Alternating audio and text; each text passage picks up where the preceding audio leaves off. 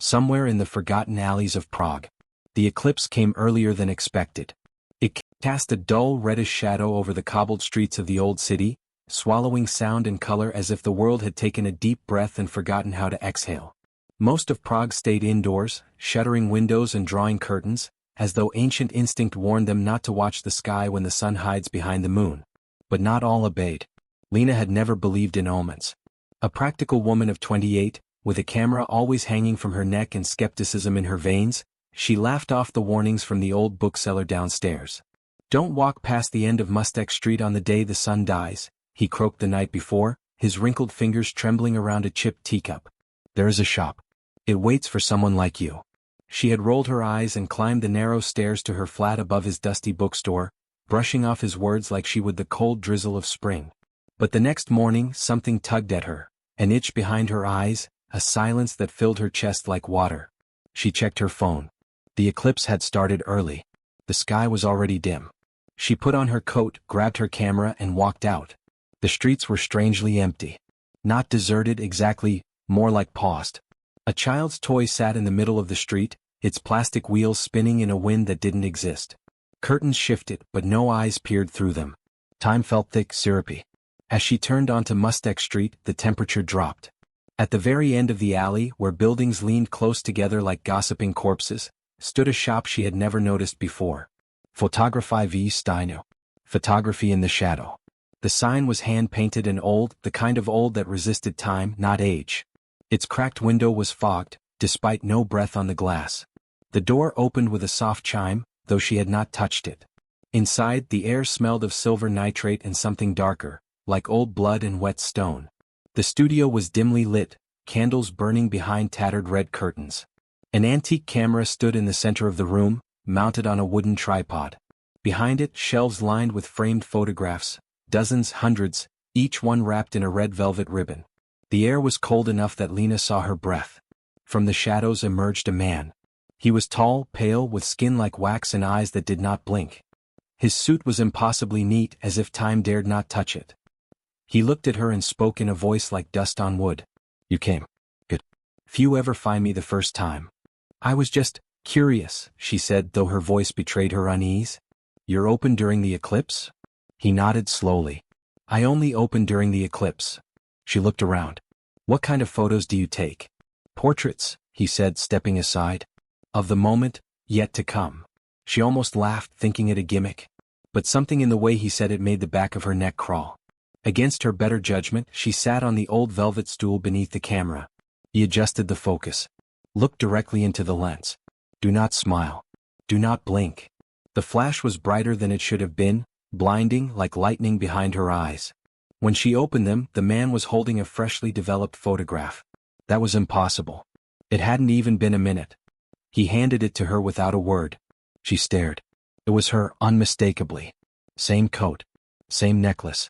But she was lying on the ground, pale, soaked, eyes wide and glassy. In the background, a river. A bridge she didn't recognize. And a full moon, not an eclipse, hung over her body. The photo fell from her hands. "What is this?" she whispered, her voice cracking. "Some kind of trick?" The man only watched her. "It is what will be. Unless it is not." She backed toward the door. "I don't believe in fate." "Then you will be the first." The chime rang again as she stumbled out, but this time it sounded more like a clock tolling an hour far too late. Outside, the eclipse was nearly over. But the darkness inside her had only begun. The photo haunted her. Not just in memory but in presence. Lena didn't remember bringing the picture home, but there it was, on her desk. Damp. Cold. Still smelling faintly of chemicals and rot. She had tried to throw it out twice, only to find it back in the same place hours later. Once, she was sure she burned it in the sink, watching the flames curl its edges, watching her dead face dissolve. But by the time she returned from the shower, it was there again. Oh, unchanged. Staring at her. By the time the sun fully returned, and the eclipse faded from the news cycle, Lena found herself pacing her flat, curtains drawn, lights off. Her mind spun, trying to rationalize. Hallucination.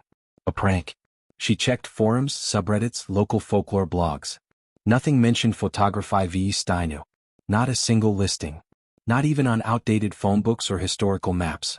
The alley on Mustek Street? She went back. 3 times. The shop was gone. In its place stood a decayed brick wall, covered in vines and graffiti. No door. No sign. As if the building had never existed. And yet she remembered the feel of the velvet stool, the sound of the shutter, the dead-eyed man with hands colder than marble. And the photo still waited at home. 2 nights later, Lena woke to the sound of dripping water. The flat was silent. No rain. No leaky taps. But the sound persisted, slow rhythmic drip, drip, drip, from the living room. She crept out of bed, barefoot on cold floorboards. Her breath caught in her throat when she reached the doorway. The photograph was wet. Not damp. Soaking. The water pooled beneath it, spreading across her desk, staining old notebooks and warping wood. But no source could be found. She touched the photo. And it screamed. Not a sound, not a noise, but a feeling, like static in her spine and hot metal in her mouth. The room spun. The walls rippled. Her hand jerked back. And then the image changed. The bridge behind her corpse was closer now. She could see the details of the stones. Her dead eyes were wide open, but her mouth, it was smiling. The next day she stopped working. No edits. No clients. She didn't answer calls. Her apartment grew dim, unkempt.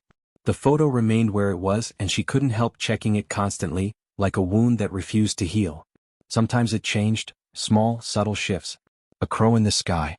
A figure in the background, too blurry to identify. Each time she blinked, it felt more like a window than a photograph. Then, on the 7th night, she heard the water again. But this time it wasn't in her room. It was outside. She opened the window and froze. The alley beneath her building, normally dry and cluttered with old bins, was now flooded ankle-deep in black water. And standing in the middle of it, head tilted upward, was herself. Drenched. Pale.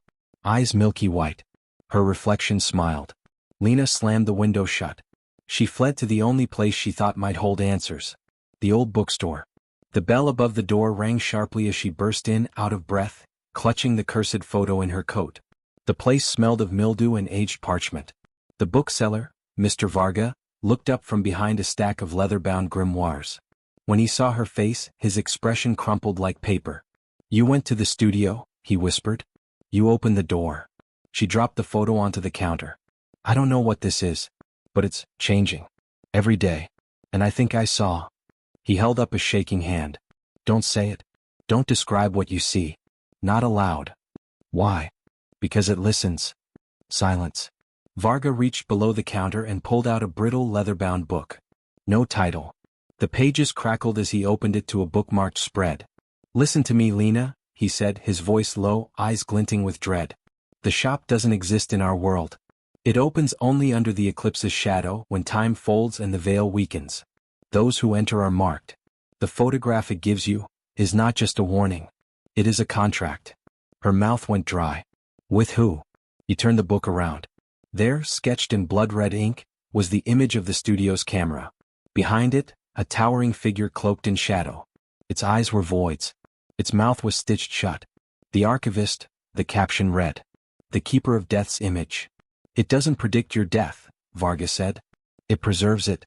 Your final moment is now written. Fixed. And the more you try to run from it, the faster it comes." Lena stepped back. Her knees shook. "Can I undo it?" He hesitated. "There is one way. But it requires returning to the shop. It's gone." "No," he looked up. "It will open again." "When?" He glanced at the window. The sky had begun to darken again. But it wasn't nightfall. It was a second eclipse. And eclipses weren't supposed to happen twice in a week. Outside, the city fell into silence once more. A new shadow stretched down Mustek Street. And far at the alley's end, where only cracked bricks had stood a moment before, a door appeared. Its sign was clean again. Freshly painted. Photography v. Steino. Waiting. The eclipse was not supposed to return.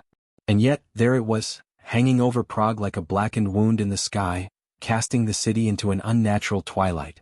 The air felt wrong, heavy, charged, expectant. Lena stood outside the alley, her coat wrapped tightly around her like armor. The street was silent. Not even the trams clattered by. The sign was waiting. Photography v. Steino. Only open in darkness. The door was ajar, just enough to breathe. Lena took a step forward, the shadows swallowing her. Inside nothing had changed. The red velvet curtain.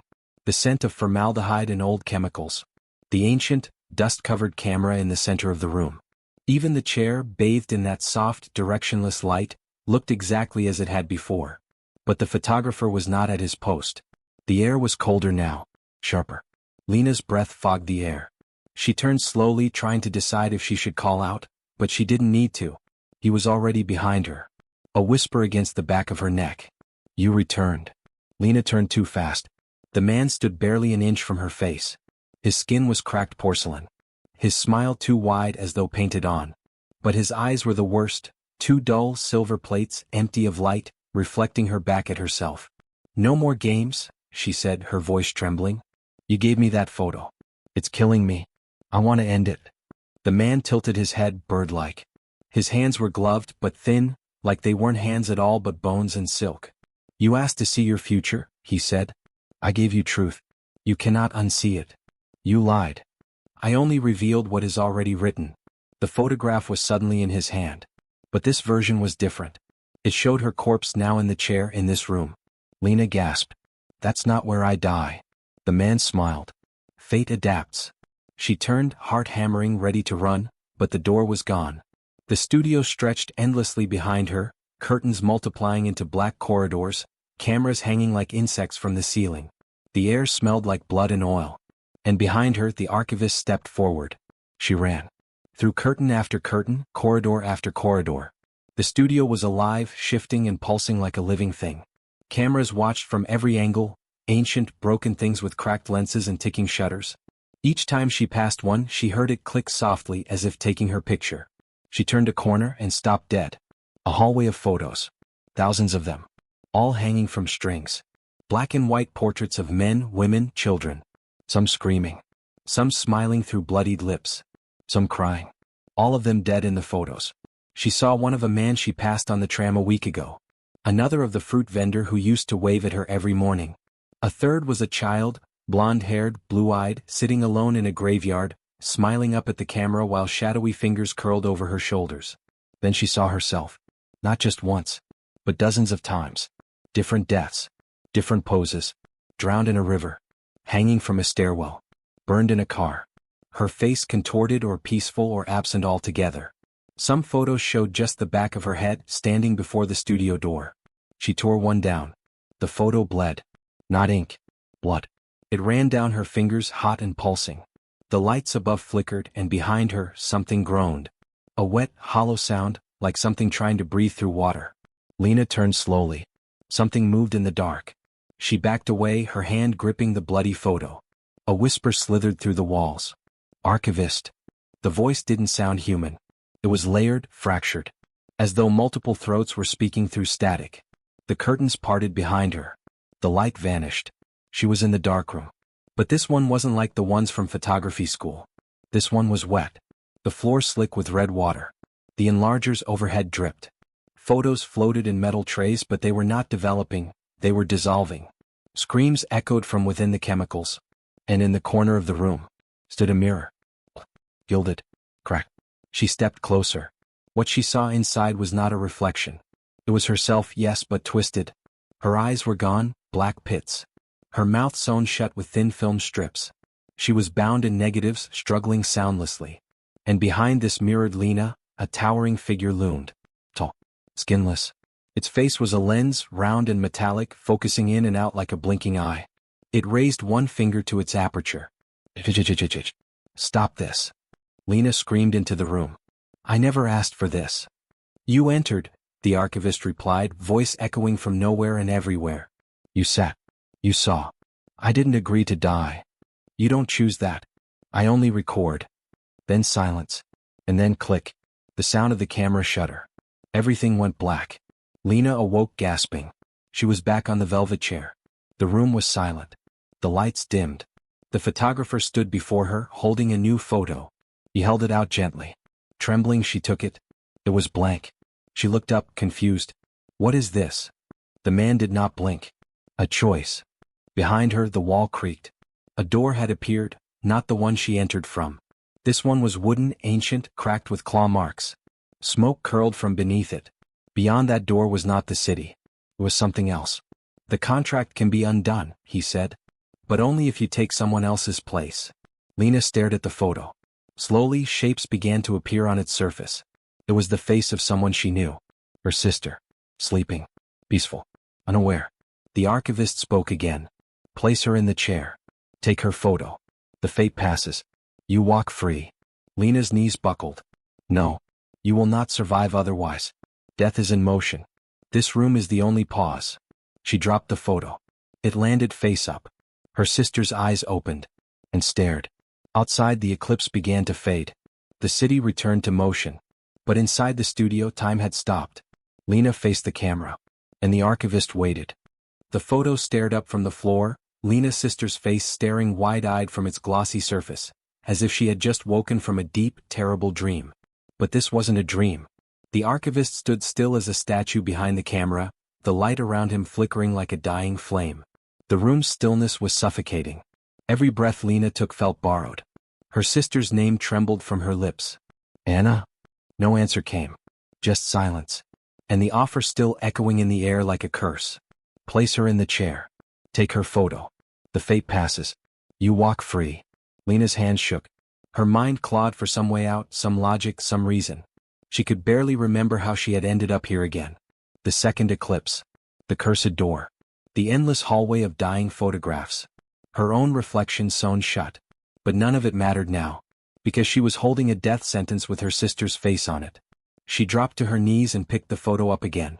It felt warm, too warm, like a feverish forehead. Her sister's image shimmered faintly. Then it blinked. Lena nearly dropped it again, heart in her throat. But the face in the photo didn't speak.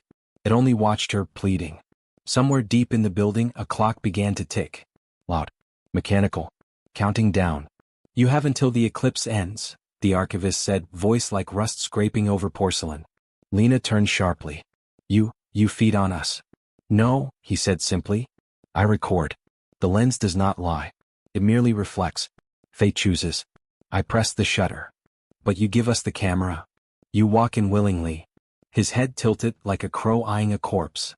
Even now, you still have a choice. Lena backed toward the newly appeared door, the one wreathed in smoke, ancient and clawed. It pulsed like a living heart, leaking whispers into the room. Her sister's name echoed from behind it. Anna was there. Somehow. Why her? Lena hissed. Why always someone we love? Because it's the only thing that tempts you. And then the archivist lifted his hand, revealing a book. Its cover was made of cracked, black leather, too thick to be modern. He opened it. Pages fluttered. Inside were names. Hundreds. Thousands. All handwritten. He tapped a line. Lena stepped closer despite herself. There it was. Anna Richter, scheduled for Eclipse Cycle 2033. 8 years from now. She is marked, the archivist said. But you can transfer her fate. You can move the shadow. From her, to another. Lena stared at the name. To who? He turned the page. Her own name gleamed there. Lena Richter, Final Eclipse. Pending. There was a blank space beside it. Faintly glowing. You have the camera. You hold the pen. Lena spun away. She ran. Back through the curtain, through the photo hallway, the endless maze of clicking shutters and bleeding frames. The studio shifted again and suddenly the alley door stood before her, open. She burst through it into the daylight. Except it wasn't daylight. It was the eclipse, frozen mid-phase, hanging immobile above the city. People in the streets stood frozen, caught mid-step. Pigeons hung in mid-air. Time had stopped. And in the center of it all stood Anna in her bathrobe, barefoot, looking confused. Lena, she whispered, turning. Lena ran to her, embraced her. Anna was warm. Real. Solid. But she looked at Lena with unease. You're cold. And your eyes. Lena pulled away. Her hands trembled. Her eyes burned. She looked down at her palms. Both were slowly turning a photographic gray, like someone had dipped them in developer fluid. The curse was spreading. Anna saw it too. What's happening to you? I went to that place again, Lena said. The photo studio. Anna paled instantly. The one you said was cursed? Lena nodded. It's real. It's all real. She handed her the photo. Anna recoiled. No. Why is this me? Because I was given a choice, Lena said quietly. Give this photo to you. Sit you in the chair. Pass my fate. Or what? Or I die. The silence between them was devastating. The eclipse flickered above. Anna's eyes glistened with tears. What did you choose? I don't know yet. And then the ticking began again, faint at first, then louder. Lena turned. The archivist was there, standing at the mouth of the alley. He did not move. He only extended his hand, and in it was the camera. The lens stared at her like an open eye. Time to decide. Anna stepped in front of her. Lena, listen to me. Don't give me that photo. Don't you dare. I'm not going to, Lena said, voice breaking. But I don't know what else to do. Suddenly, behind the archivist, another shadow emerged. It was the girl Lena had seen in one of the floating photos, the blonde child in the graveyard. Her mouth was sewn shut with film. She reached forward and pulled the stitching apart. Blood poured from her lips as she whispered, "There is another way." The archivist turned to her and hissed. The girl backed away, burning at the edges like a piece of overexposed film. Who was that? Anna cried. One of the marked, Lena said. Someone who found a loophole. The girl pointed upward, to the camera. Then at Lena. Then back at the archivist. The answer slammed into Lena like a thunderclap. What if I take his photo? The archivist didn't laugh. He didn't speak. He just slowly lowered the camera in his hand and pulled back into the shadows. Lena turned to Anna. I need you to come with me. Now. Back into that place? Yes. But this time we're not the ones being captured. They entered the studio again. The air was thick with static and fog. The walls pulsed like lungs. The red light blinked softly overhead. Lena found the original camera, the massive one on the tripod. She adjusted it slowly, carefully. The lens reflected back a room full of shadows. And then, a shape. The archivist stepped into view. You cannot reverse the lens, he said. But I can aim it. You are not the photographer. I am now. Lena's fingers hovered over the shutter. Smile, she whispered. Click. The room exploded in light. The archivist screamed, a sound like metal tearing and glass shattering all at once. His skin peeled, flaking into ash, revealing endless rolls of film coiled beneath his frame. His body convulsed, dissolving into 1,000 snapshots, fluttering to the floor like leaves. Then silence. The light died. Anna helped Lena stand. The photo lay face up on the floor. The archivist, alone, in his chair, face blank, trapped. The studio shuddered. The curtains fell. And then for the first time the front door opened, to daylight. The eclipse was gone. The spell was broken. Outside the world resumed. The trams rolled. The birds flew. The sky was clear. Anna looked back at the studio. The door had closed. And the sign above it now read, closed. Forever. 4 weeks after the eclipse, Lena couldn't sleep. The world had returned to normal. Or at least that's what people thought. The photo studio at the end of the street, now sealed, boarded shut, sat like a tumor beneath the skin of the city. No one walked past it anymore. Even those who claimed never to have seen it avoided the area without knowing why. And Lena was changing. She had won. She had tricked the archivist. She had broken the cycle. But every time she looked in the mirror, her reflection lagged just a second too long. And the camera, the old camera, was now in her apartment. She couldn't leave it behind. She had tried. Burned it, smashed it, buried it. It always came back. It now stood in the corner of her bedroom, facing the bed. Always facing the bed. One night, during a thunderstorm, the camera clicked by itself. Lena awoke to the sound and sat bolt upright. Her skin crawled. Lightning flashed. The lens glowed red for a split second. She got up, slowly walked over and opened the photo compartment. Inside was a fresh photo. It showed her apartment. Same angle. Same bed. But Lena wasn't in it. Anna was. Sleeping. And something was standing over her. A tall silhouette robed in strips of film with no face. Lena dropped the photo while rising in her throat. And then the door creaked. Anna's voice called from the hall. Lena? I just had a really weird dream. They didn't sleep the rest of the night. Anna sat clutching a mug of tea while Lena stared at the photo, trying not to look at the shadow behind her sister in it. We destroyed him, Anna whispered. We saw him burn. What if that was just one version of him? Anna looked up. What if the archivist wasn't a person? Lena continued. What if he's something else entirely? Role. I position. One that passes on when the last one is captured. Anna's face drained of color. Are you saying you? Lena didn't answer. Because deep down, she knew. The moment she had taken that photo, the moment she'd used the camera against its master, something had passed into her. A coldness. An awareness. And every night since she had been dreaming in negatives, the world reversed, colorless, humming with static. Later that week they received an envelope. No postmark. No return address. Inside was a photo. Grainy. Sepia-toned. It showed the two of them, Lena and Anna, walking through a street. Only Anna's face was blurred out, smeared as if erased by some unseen hand. And behind them, far in the background, was the photo studio. Still open. I thought it was gone, Anna whispered. It is. This is a fake, Lena replied, but even she didn't believe it. Because deep within the photo's corner, in the black margins of shadow, someone had scribbled something. Not words. Symbols. Camera settings. f/1.4 1/60th ISO 666. She recognized those numbers. They were the same settings used to photograph the dead. She checked the back of the photo. There, written in a jagged hand, were 4 words. You open the lens. That night, Lena stood in front of the mirror. Her reflection still lagged.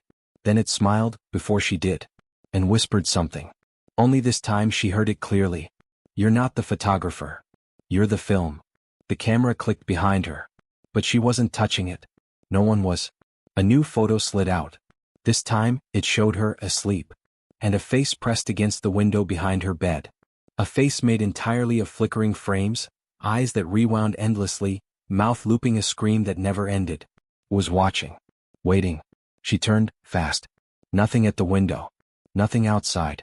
But in the photo the figure had moved closer. The next few nights blurred together. Anna began waking with nosebleeds. Her dreams became worse. She spoke in her sleep, muttering about shadows without edges, and eyes blinking backward. Lena started finding photos that hadn't been taken, ones depicting future moments. Anna falling down the stairs. A noose. A dark room with a single bulb swinging. The camera was now alive. It had started taking photos on its own. Predicting. Warning. Demanding. Then one night Lena had the dream again. The world in negative. The buildings reversed. The sun black. The people silhouettes. And in the middle of it all stood a towering structure made of thousands of photo frames, stacked in a pyramid of screaming faces. At its top sat a throne. Empty. The Archivist was dead. But the throne was not.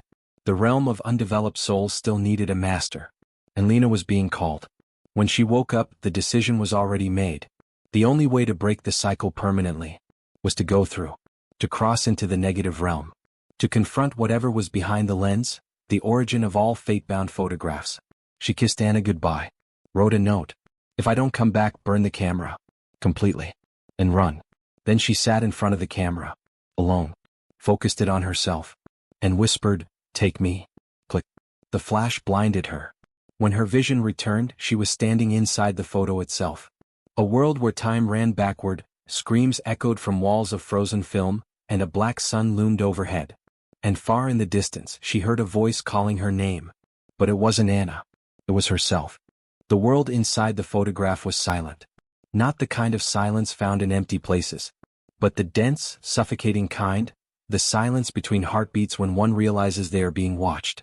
Lena stood at the edge of an impossible city. The buildings were paper-thin, made of curled negatives. Faces screamed silently from walls.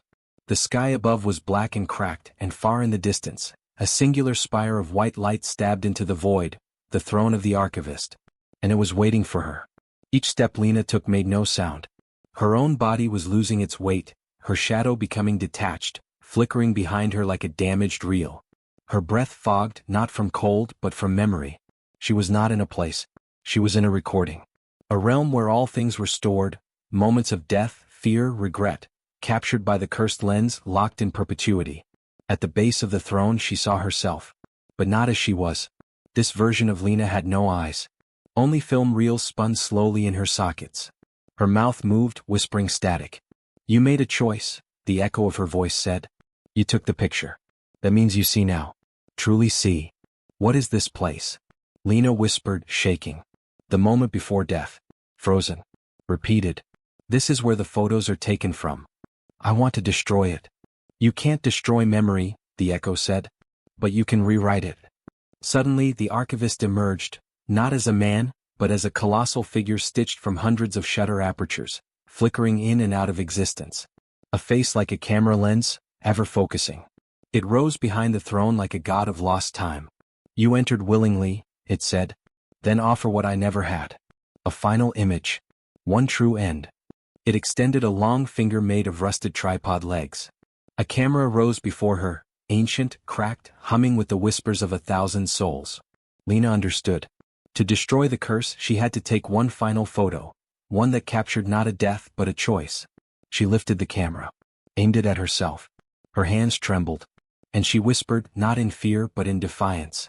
This is not fate. This is my will. Click.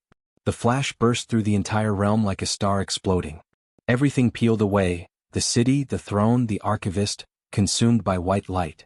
Screams gave way to silence. The frozen realm shattered like glass dropped from a great height. She woke up in her bed. The sun was rising. Birds were singing. And the camera was gone. Down the hallway, Anna was making tea, smiling as if nothing had ever happened. There were no more photos. No more shadows at the window. No more voice in the mirror. Just a single item left behind. A photograph. It showed Lena and Anna standing in front of the closed photo studio, now covered in ivy, half sunk into the ground. In the corner of the photo, written in faint pencil, "You are not what was taken. You are what remains." They never spoke of the camera again. The shop was eventually demolished. The lot turned into a garden. But on the days of a solar eclipse, Lena still feels the faint hum in her chest. A reminder that some memories are never fully erased, they're just waiting for the right light to be developed. And sometimes late at night she hears the sound of a shutter. Far away. Or right behind her. Epilogue. This is not a true story. There is no cursed camera. No archivist. No photo studio that appears only during eclipses. But if you ever find a photograph of yourself, one you never posed for, showing you in a moment that hasn't happened yet, maybe don't look at it too closely. Some images weren't meant to be seen. Some stories weren't meant to be remembered. And some shutters never really close.